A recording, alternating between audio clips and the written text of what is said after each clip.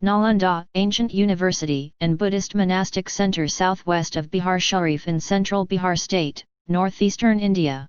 Nalandha's traditional history dates to the time of the Buddha 6th to 5th centuries BCE and Mahavira, the founder of the Jaina religion. According to a later Tibetan source, Nagarjuna the 2 ND, 3 RD century CE Buddhist philosopher began his studies there.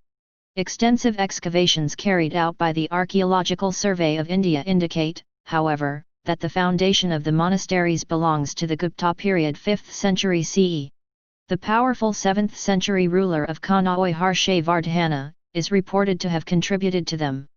Nalandha continued to flourish as a center of learning under the Pala dynasty 8th to 12th centuries, and it became a center of religious sculpture in stone and bronze. Nalandha was probably sacked during invaders in Bihar and never recovered. Chinese monk Haiyan Tsung notes that the intellectual flow of knowledge flourished in Nalandha after the 3rd or 4th centuries AD.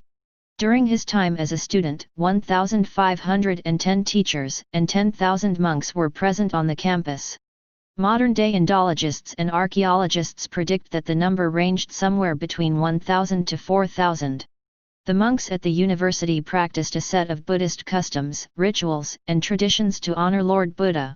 Chinese philosopher Ising narrates the proceedings. Every morning, they began with beating a gong, and in the evening, the monks gathered around to perform Chityavandan.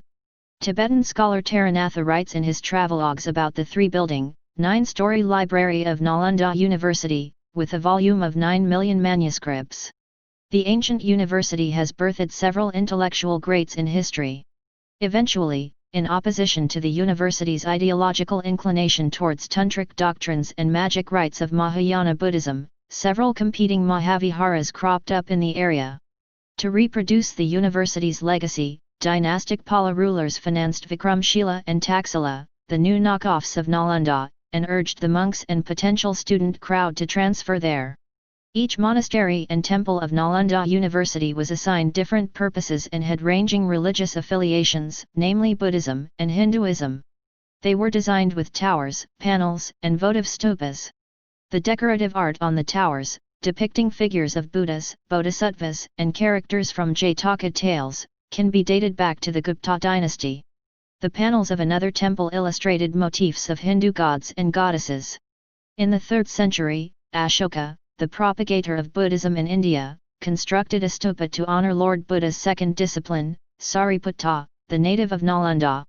An emperor from the Gupta dynasty ordered the construction of a 6-level pavilion and installation of a 24-meter-high copper Buddha. The 12th descendant of the Guptas, Narasimha Gupta Baladitya, 470 to 535 AD, erected a 91-meter vihara around the statue of Buddha. In the 7th century, Emperor Harshavardhana of Kannauj built a brass monastery inside the area. The historical narrative, propagated by the colonial historians, recounts that the decline of Nalandha University was caused by a petty plunderer, overzealous in forwarding Islamic interests in the Indian subcontinent. Bakhtiyar Khalji, a native of Afghanistan, repeatedly plundered Magadha and the neighboring villages for gold, food supplies, and horses. The gold found during his loots and raids of the Buddhist monasteries made him 100 times richer. The invasions of the Turks forced the monks to flee, and a century later, scholars described Nalandha to be completely deserted and empty. Out of the 8 temples and 98 viharas, 14 large and 84 small, of the entire architecture, 2 viharas, monasteries, survived the brutality of the Turks. Also, only the bordering walls with eastern and western gates were left intact. In Tabakatinaziri, Minaj-i-Siraj describes the burning of 9 million scripts and the campus building of Nalandha. Thousands of monks were burned alive and thousands beheaded as Khilji tried his best to uproot Buddhism. The burning of the library continued for several months, and smoke from the burning manuscripts hung, like a dark pall, over the low hills. A bill proposing the revival of 1,600-year-old Nalandha was passed in Indian Parliament in 2010. On September 14, 2014, Nalandha University officially opened its doors again for learning. To honor the selection process of ancient Nalandha, only 15 candidates, out of 1,000 applicants worldwide, were admitted after rigorous screening. The revivalism of Nalandha has been a failure up until now.